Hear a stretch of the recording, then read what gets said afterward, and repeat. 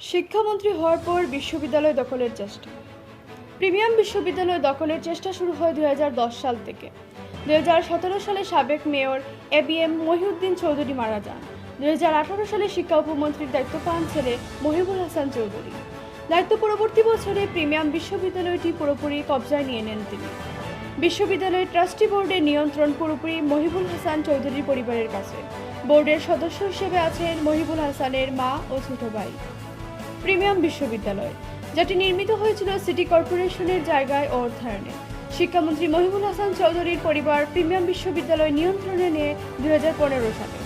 মহিবুল হাসানের বাবা প্রয়াত এবিএম মহিউদ্দিন চৌধুরী টানা 3 বারের মেয়র এবং নগর আওয়ামী লীগের সভাপতি ছিলেন। তিনি মেয়র থাকাকালীন নগর প্রবর্তক মোড়ে যাত্রা শুরু করে এই বিশ্ববিদ্যালয়টি।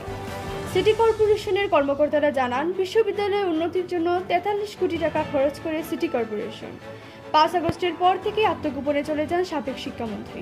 তার বিরুদ্ধে হত্যাসহ একাধিক মামলা রয়েছে। সর্বোচ্চ আদালতের রায়ের মাধ্যমে বিশ্ববিদ্যালয়টি সিটি কর্পোরেশনের হাতে ন্যস্ত রয়েছে।